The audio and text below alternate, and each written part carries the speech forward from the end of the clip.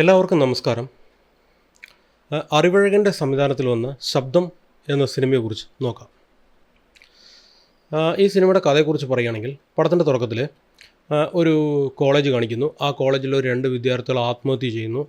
അപ്പോൾ ഈ ആത്മഹത്യ ചെയ്യാൻ കാരണം വന്നിട്ട് അവിടെ കുറച്ച് പ്രേതബാധയൊക്കെ ഉണ്ടെന്ന് പറഞ്ഞിട്ട് നാട്ടുകാരും കോളേജിലുള്ളവരൊക്കെ പറയുന്നു. അപ്പോൾ ഇങ്ങനെ പോവുകയാണെങ്കിൽ നമുക്ക് അടുത്ത വർഷമൊന്നും ഈ കോളേജിൽ യാതൊരു അഡ്മിഷനും കിട്ടാൻ സാധ്യതയില്ല. അതുകൊണ്ട് നമ്മൾക്ക് ഇതെന്തെങ്കിലും ചെയ്യണം എന്ന് പറഞ്ഞിട്ട് നമ്മുടെ കഥാനായകനെ ഹയർ ചെയ്യുന്നു. അതായത് അയാൾ വന്നിട്ടൊരു എന്താ പറയുക, ഈ പ്രേതങ്ങളെ പിടിക്കുന്ന പോലത്തെ പരിപാടിയൊക്കെ ചെയ്യുന്ന ഒരാളാണ്. അപ്പോൾ അയാൾ അയാളുടെ ടൂൾസൊക്കെ എടുത്തിട്ട് വന്നിട്ട് കോളേജിൽ ചുറ്റി നടക്കുന്നു. അപ്പോൾ അയാളെ ഹെൽപ്പ് ചെയ്യാൻ വേണ്ടിയിട്ട് ആ കോളേജിൽ തന്നെ ജോലി ചെയ്യുന്നവളായിട്ട് വരുന്ന കഥാനായികയെ ഹെൽപ്പറായിട്ട് വിടും. അങ്ങനെ ഈ കഥാനായികയ്ക്കാണെങ്കിൽ പ്രേതവിശ്വാസത്തിലൊന്നും യാതൊരു വിശ്വാസവും ഇല്ല. അപ്പോൾ ഒരു സാഹചര്യത്തിൽ വന്നിട്ട് ഈ സ്ത്രീ വന്നിട്ട്, ഈ കഥാനായിക വന്നിട്ട് ഈ പ്രേതങ്ങളെ വിശ്വസിക്കുന്നോ, ഈ മരണങ്ങൾക്ക് എന്താണ് കാരണം, ഇതൊക്കെ നമ്മുടെ കഥാനായകൻ കണ്ടുപിടിച്ചോ എന്നൊക്കെ ഉള്ളതാണ് കഥ.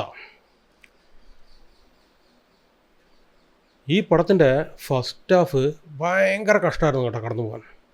ഒരുപാട് ജവ് വലിയും, എന്താ പറയുക, നമ്മളിങ്ങനെ ഇരുന്ന് ഉറങ്ങി പോകുന്ന പോലെ എന്ത് ചെയ്യണം എന്നറിയാണ്ട് തിയേറ്ററിലിരുന്ന ഒരു സിറ്റുവേഷൻ ഉണ്ടായിരുന്നു.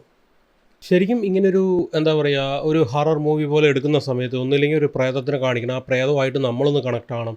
ഇല്ലെങ്കിൽ പ്രേതത്തിൻ്റെ ഫ്ലാഷ് ബാക്കിൽ വന്നിട്ട് ഇത് പ്രേതമാകാനുണ്ടായ കാരണം എന്താണ്, അതിനുള്ള വില്ലൻ ആരാണ്, ഇവരൊക്കെ ആയിട്ട് കണക്ട് ആവണം. ഇത് അങ്ങനെ ഒന്നും ആവുന്നില്ല. അതായത് എന്താ പറയുക, അങ്ങനെ ഒരു വില്ലനെ കാണിക്കുകയാണെങ്കിൽ ആ ഒരു ഫസ്റ്റ് സ്റ്റാർട്ടിങ്ങിൽ തന്നെ കാണിച്ചിട്ട് അവസാനം ഇങ്ങനെ കൊണ്ടുപോകണം. ഇത് പടം കഴിയാൻ പോകുന്നതിൻ്റെ കുറച്ച് മുമ്പ് വരുന്നു. അതും നമുക്ക് തീരെ കണക്റ്റ് ആകുന്നില്ല.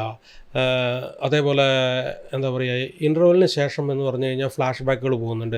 ആവശ്യമില്ലാത്ത കുറേ ഫ്ലാഷ് ബാക്കുകൾ, ഇവരെന്തിനാണ് മരിച്ചത്, എങ്ങനെയാണ് മരിച്ചത്, അതൊന്നും കാണിക്കണം. അതൊന്നും നമുക്ക്, അതായത് ഒരു 4-5 പ്രേതങ്ങൾ വന്നു കഴിഞ്ഞ് കഴിഞ്ഞാൽ അവർ മരിച്ചതിൻ്റെ ഫ്ലാഷ് ബാക്ക് വരുന്ന സമയത്ത് നമ്മളൊന്ന് കണക്റ്റ് ആവണം.